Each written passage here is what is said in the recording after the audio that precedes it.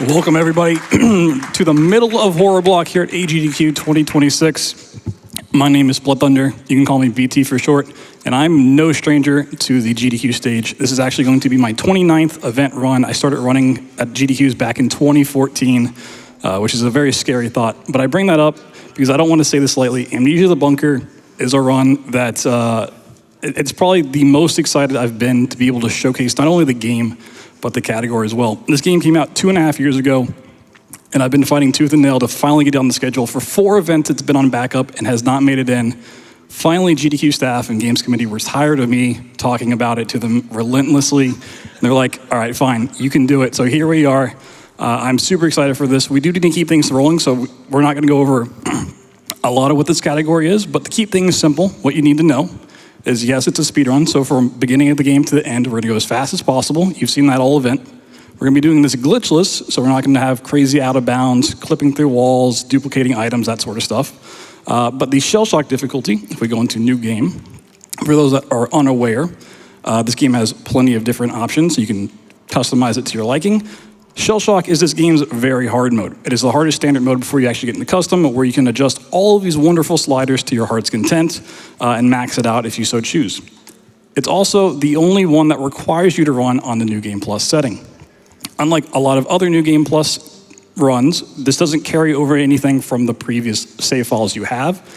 It simply kind of speeds up the opening. It realizes you've played the game before, so you don't have to go through all these kind of slow tutorials. It just expects you to have that knowledge. But it also changes quite a few things. There's a lot of settings we could spend half an hour going over, but we're already behind schedule, so we're gonna keep this short. All you really need to know is it's a very hard run, so enemies, traps, anything that does damage is almost guaranteed to be a one-shot kill. If it's not, it's gonna be really bad, because we're gonna be really low health, which comes with a whole bunch of consequences. We're also gonna get way less resources on this difficulty, and it actually introduces a couple of new mechanics. So if you've played this before, but not on Shell Shock, there's gonna be some new things for you to keep an eye out for.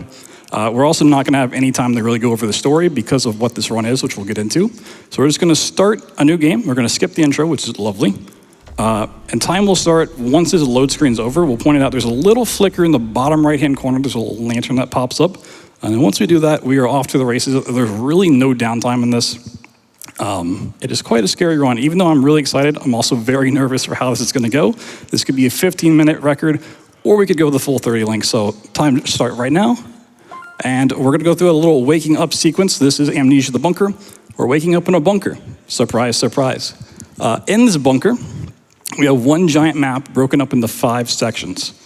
We're gonna be starting in the central bunker, and we have 4 sub areas that we're going to run through, try to find a whole bunch of key objects. But the entire time we're doing this, we have a monster relentlessly chasing us, and he does not play by the same rules that we do.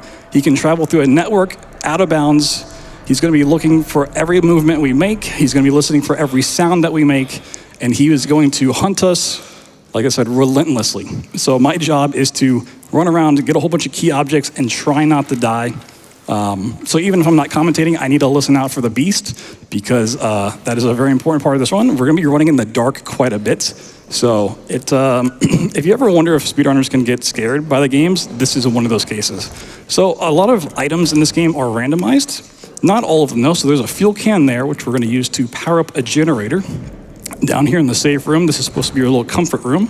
We're also looking for a lot of objects. All of the stuff is pretty much randomized on any given seed.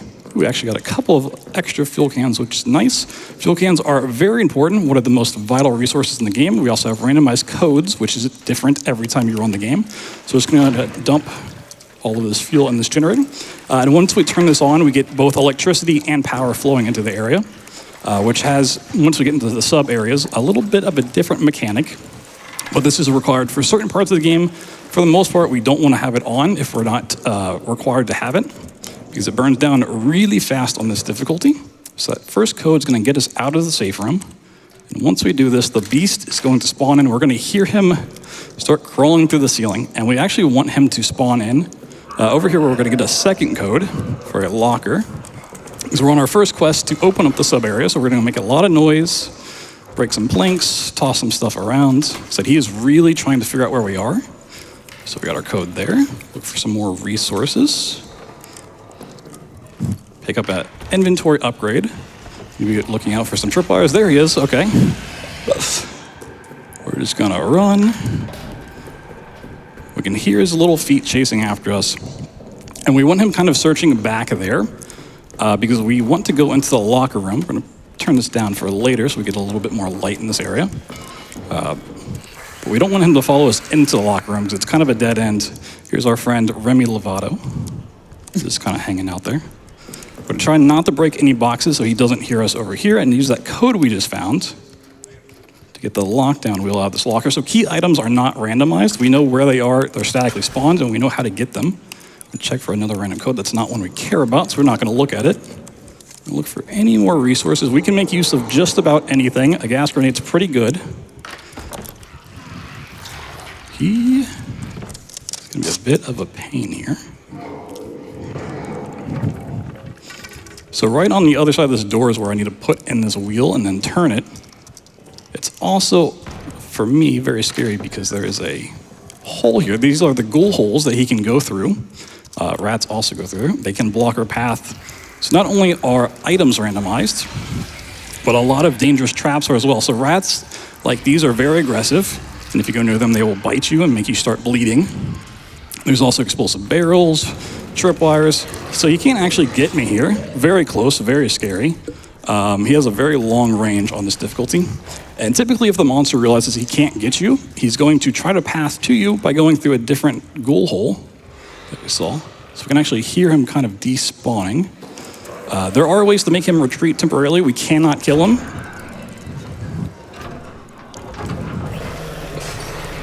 Okay, he despawned once again. He's being very aggressive. He's gonna walk away. So we need to turn this. So this is one of the 4 areas. There's another one right there in the darkness, and then 2 on the other side of the map.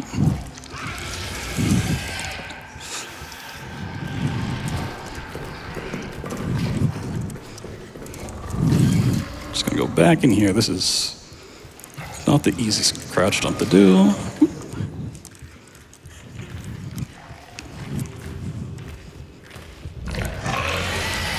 So if he's just looking around an area like he thinks you're there, he'll search for a pretty lengthy amount of time before he decides to give up. The quickest way is to make sure he sees you and then realizes he can't path to you. So hopefully we can just go ahead and turn this halfway, and that's going to open up the sub areas. Okay, he's chilling over there. So one thing he blocked when I was running back in this side area is another guaranteed fuel can. And we're gonna go pick that up. We have enough for the generator at this point. They pretty much carry us through the entire game. But on Shell Shock, it also takes fuel to save your game. So there's one autosave at the very beginning when we wake up. Every save from here on out will cost fuel, which is, once again, a randomized item. So depending on how lucky we get, we'll make a lot of saves or not too many. So we're gonna turn on the generator now. We're gonna get power on in this central area. The sub areas actually need a fuse, and the game will give us one of those for free. So we're gonna figure out what we have. He set off a trap. Okay, so we have bad fuse luck, which means we need to find 2 fuses to beat this given seed. We're gonna see if that's on in maintenance or communications. Okay, so it's on in maintenance. That's kind of worst case luck, and the monster just jumped out of the hole. Lovely, we love that. All right, so we're gonna change the plans. This is how this run goes. You have to do a lot of on-the-fly thinking because the beast, he will just change his mind. And so the biggest problem right now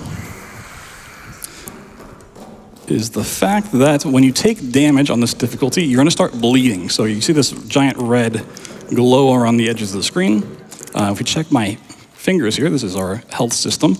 We're gonna continue to take more damage, and the lower health we are, the lower our movement speed is, which means he has a better chance of attacking us. He's gonna catch up to us really quick, so we're down in communications. Kind of doing a quest I want to do later on, but we're gonna look for a lot of resources and a key. There's a little meat that can be helpful for rats. Okay, so that key has 1 of 18 spawn locations. We got kind of lucky on finding it there. We're also kind of hoping to find a bandage or a med kit. So we need to find 2 fuses as well. Jump over a tripwire there.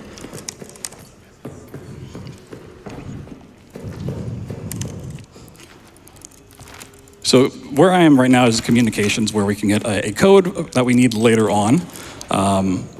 but it's also just a really dense area to find items. There's a lot of spawns here.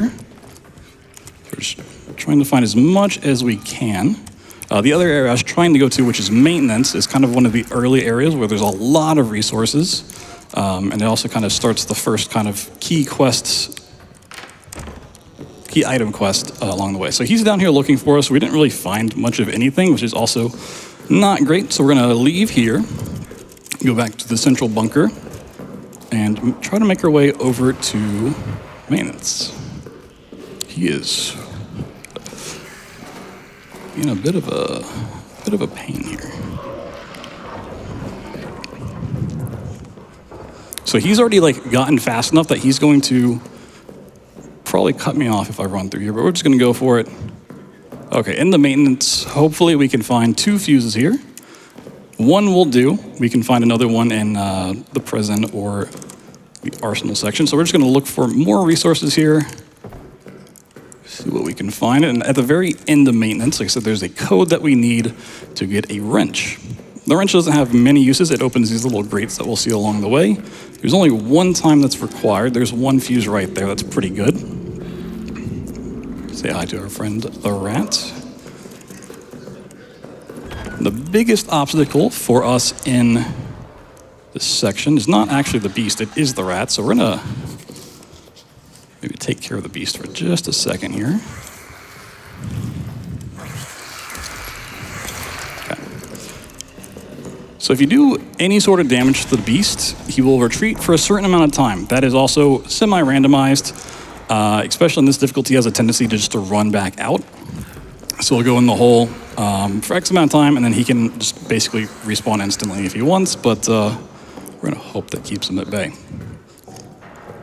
So the good news is, because we made a save at least once, if we get this wrench code, we can actually reload that save and keep the wrench code knowledge, because that won't change once we know what it is.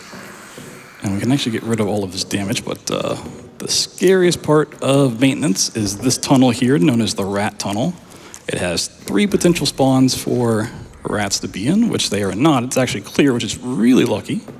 And even though the monster can fit through these tiny holes, he can't actually fit under this beam, so it's a little bit of a safety measure. So we're gonna check if we have a frag grenade. We don't. Okay, we have to go find a key. So we're still on the lookout for really any resources we can find. 1 more fuse would be great. A med kit would be really, really nice. So we're probably at 1 HP at this point. So any little thing that tickles me will send us back to that safe, so we're gonna get this.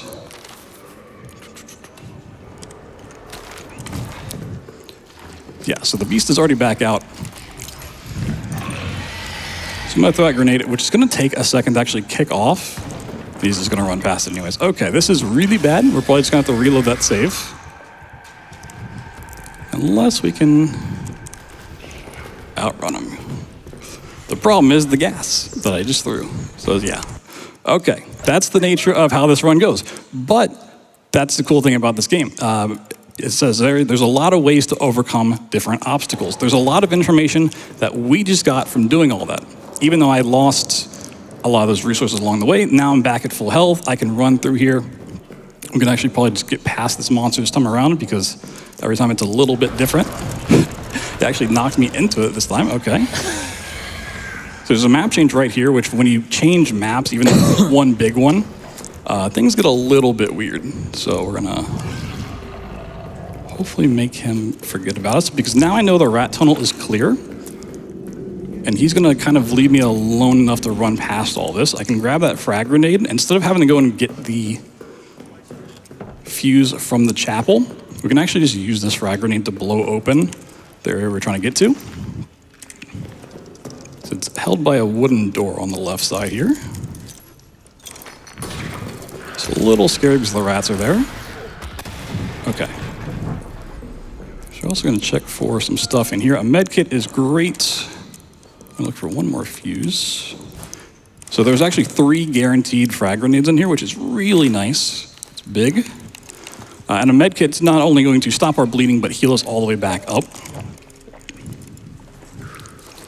As we're healing up, can I share some love coming in for you? Go for it. Wonderful. Good luck on the run, BT. Says Herminator, who donated $5. He says, the run goes under estimate, I'll donate another 5. If it goes over, I'll accept punishment in your community for messing up setup. 07. Okay, so this is a really important code. I'm actually going to write it down just in case we happen to die again. This is not going to go into our journal. So I have a lovely notepad with me. We get to maintain all of this knowledge. So the beast has actually tracked us down. But we had that gas grenade go off over here, which should be dissipating any second. Just going to look for a couple more resources while this goes. So we know where one fuse is. It's on the way out. I'm going to take the time to look once again in this area for our second fuse, because once we have that, we're kind of set to go with these frag grenades. There's a rat pile there. That's no good. We don't want to get anywhere near those. They will just lash out at us. So let's check here. Another frag grenade. Okay. So fuel is also really important because now we can make a save with all of the stuff that we found. I'm going to grab that other fuse on the way out. So if you have some quick donations, now's a good time. Well, I'll just kind of retrace my steps. Fantastic. Reich donates $100 to the Prevent Cancer Foundation and says simply, let's go, BT. Verdant Hope donates $250 Shoosh. and says, been watching you work and grind this for a long time now and happy to see you get it up here on the main stage, BT. May prison be merciful. We will see. Okay. I'm actually going to drop one of these frag grenades. Even though those are one of the most useful resources in the game, we've actually burnt a lot of fuel time, and there's guaranteed 2 fuel cans in here, which we might come back for later, but this X designates that there's a trap on that door, so we're just going to pop that and run away, because that will burn for another 30 seconds or so.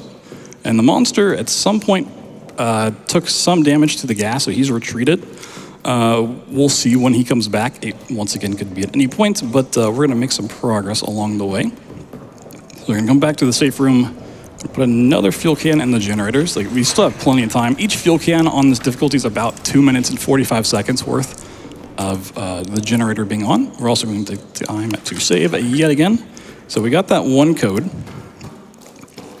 So we can come back to the locker room. This is not ever randomized, but it will allow us to get this wrench. It's one of our other big key items. The thing with key items as well, like the wrench, okay, this is just not supposed to be here, or the bolt cutters or any of the other stuff we find, actually increases the monster's aggression level. So he gets more deadly as the run goes on, which is also pretty scary. But because we have frag grenades and a fuse, we should be just fine. And once we get through prison, if everything goes well, we'll be kind of set for the rest of the run. A lot of this game, especially this difficulty, is just kind of figuring out what you've rolled in terms of randomness, what traps you have, your fuse luck, stuff like that. So we're going to look in prison for a fuse as well, but we're also going to try to open up these prison cells. We can use concrete blocks that spawn in the areas to break down wooden doors like this. It also usually attracts the beast, so I'm going to look out for him as we go. Loves to spawn here. But yeah, the only time we actually need the wrench is to open up this grate in prison. Into the warden's office here. So yeah, we can hear the beast. So I'm going to take a second. Try to get him to spawn here real quick, make enough noise. So ideally I want him to spawn, and we're going to hit him with this frag grenade, which is going to cause him to retreat back into the hole. Actually use that block for something else here in a second. Oh, there we go. Have fun with that, buddy. All right, so we're just going to continue to open this up.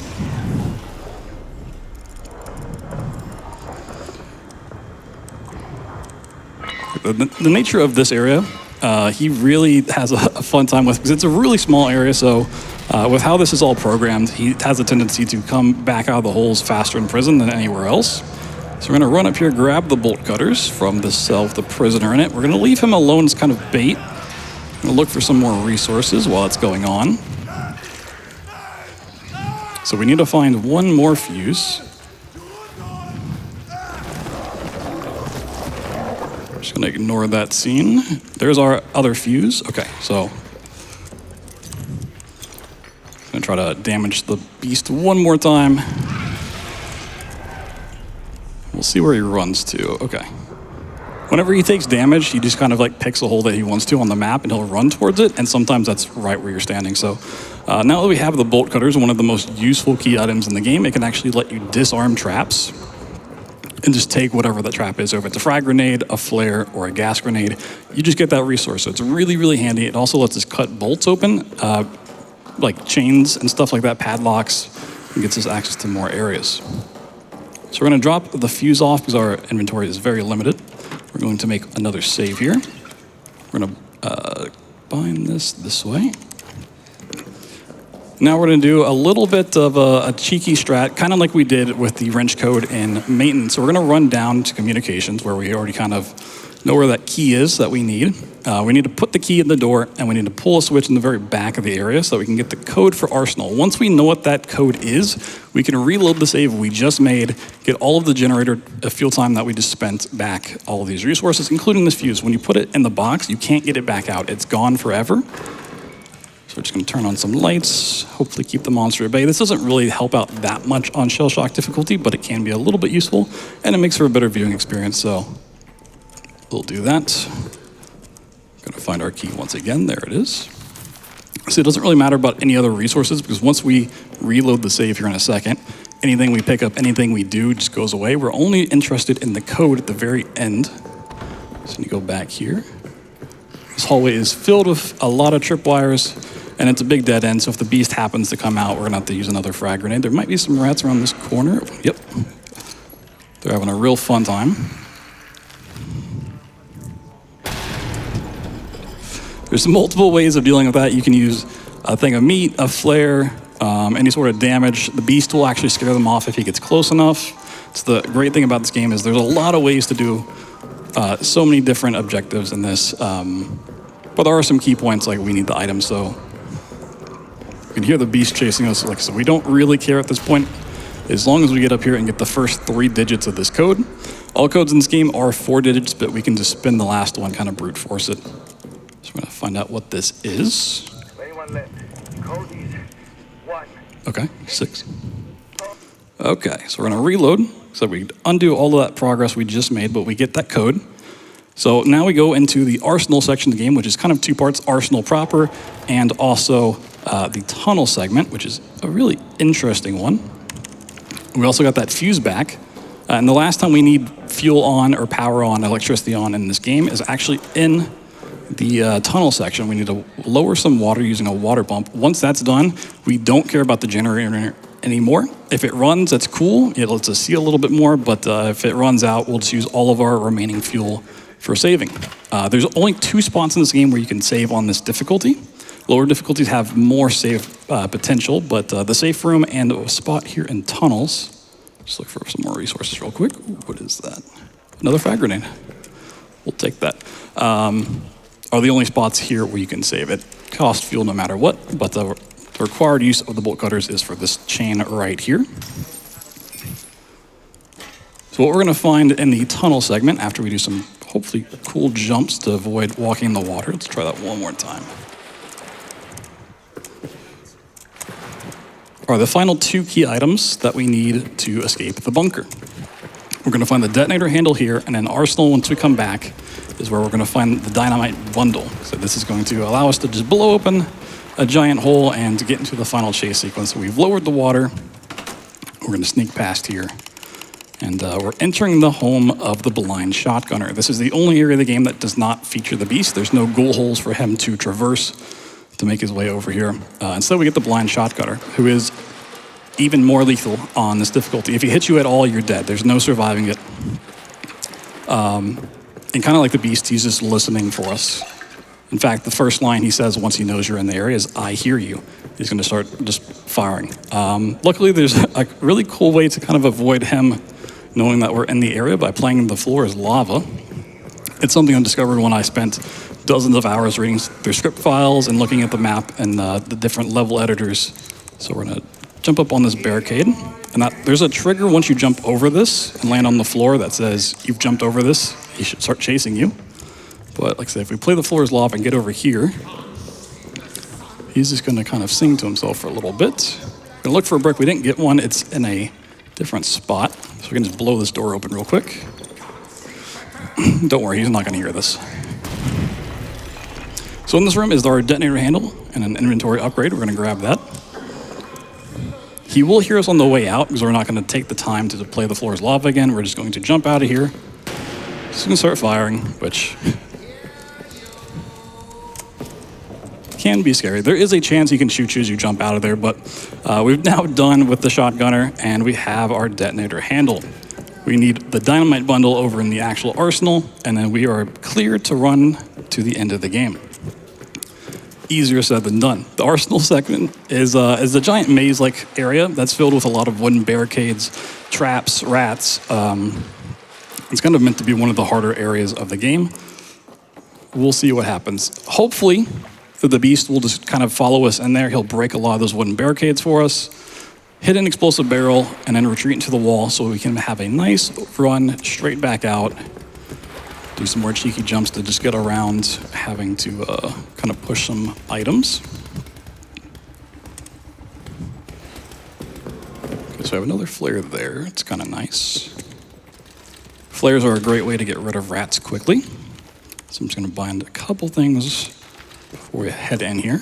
So once we go in here, we just want to kind of run as much as we possibly can. Just going to cut this. We don't need that flare, but okay, it's in here. A good way to tell that the monster is near is looking out for the blinking lights. I think we're clear to go. So we're just going to put in our code, spin that last one, and hope it clicks through.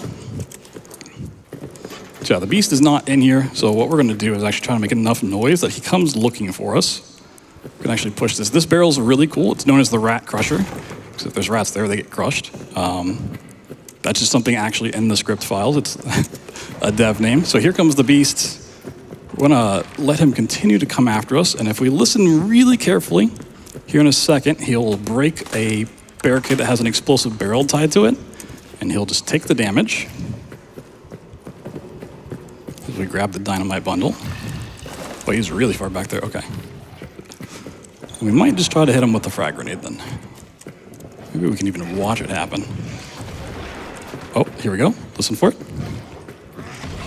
There's explosive barrel, okay. He's gonna try to find a hole. There he goes. All right, and then we can just run right past him. He broke all these wooden shelves that we had to dance around and push things out of the way. And we can head back to where the safe room is, because that's where the exit is. I'm gonna do one more inventory bind so we can just do some hotkeys real quick. Make sure I didn't forget anything. Oop. Be a little bit safe too.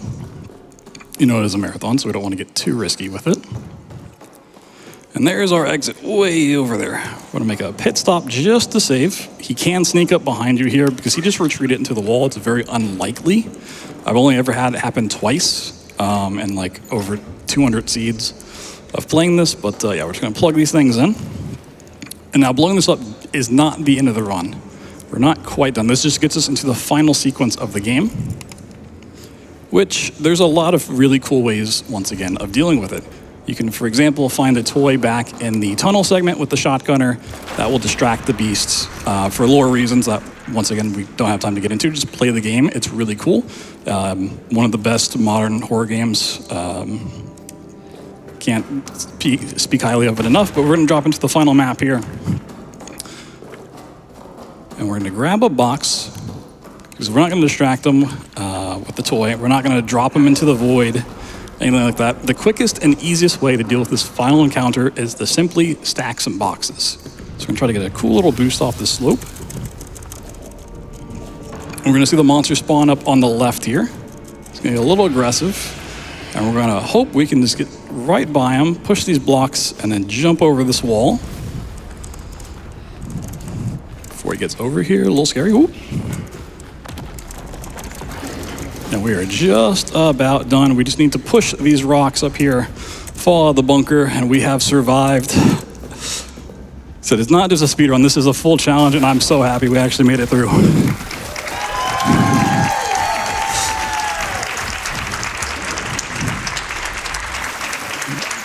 And so that is the end of the Glitchless Shell Shock Showcase. In just a minute, we'll be doing the any percents of, that looks scary and tough. Don't worry, we get to have our revenge. I'll show you how you can beat this in the blink of an eye. But Before we do that, As I get a BT, breath, yeah, take it away. Wonderful. I'd love to share. You've gotten so much love from your community during this run, like Crazy K, who donated $250 thank to you. Prevent Cancer Foundation, who said, "Good luck, BT. No one blinked during the Any Percent showcase, or you might miss it."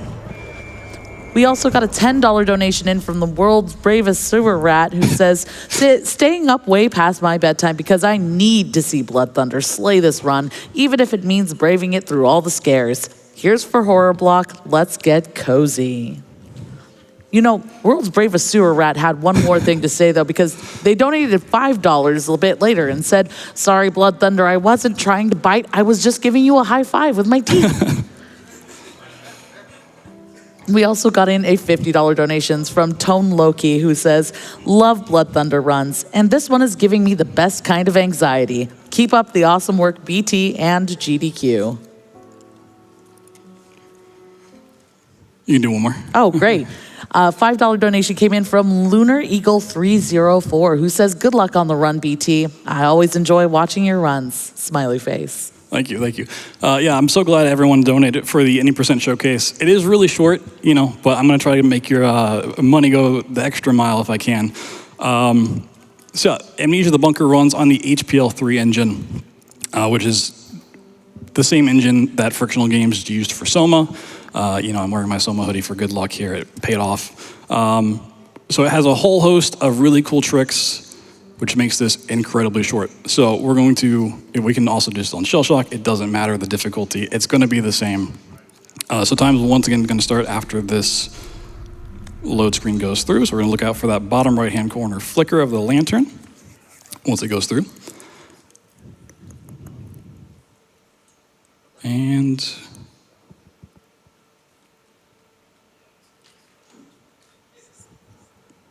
all right, there we go. Time started. The why time starts here because we're actually loaded into the map. We're not going to do anything for any percent here, but you actually do have control of your character during this sequence, and a glitch known as dream walking or sleepwalking. And it's really cool, but it's not useful here. What is useful is what's known as the regrab glitch. So it involves props. We're going to grab a safety save right here at the start. Half of this run, by the way, is this waking up sequence. I'm not kidding when I say, you know, if you blink, you might miss what's going on. To explain the regrab glitch really quickly, if you put an object inside of your player's collision, it also doesn't have collision, so you can just kind of, you know, throw it around. If you let go of it, it will regain it and try to solve that collision error by pushing you and the prop apart. If you happen to regrab this prop as that's happening, we're going to grab an autosave, it will simply let you have collision again. Handy dandy. What does that mean for us? We can just go straight through this wall, full out of bounds, underneath the map, skip all of that stuff we just did with the beast, hit the final level trigger. That's what it looks like from on top of the map. Now to finish this, we need to get back in bounds, so we're gonna wiggle against this rock. Hope it doesn't throw us off into the void. So we can hear the monster, but you know, we're not gonna really deal with them. So we're into the final sequence. Yippee. We're gonna do another, hopefully boost off this little slope. Hope the bridge isn't down, it's not cool. And then we can use that same regrab glitch, not the clip, but we can actually use it to stand on this prop, the shovel, and we're just gonna fly. So there's the beast. He's gonna watch and wonder as we just fly right onto the exit. So if you want to learn a really quick and easy speed run, all you have to do is grab a prop in this game, and you can beat it in under 2 minutes. Let's push this rock, and we have done it. There you go. GG. I'm going to tell my kids that was defying gravity.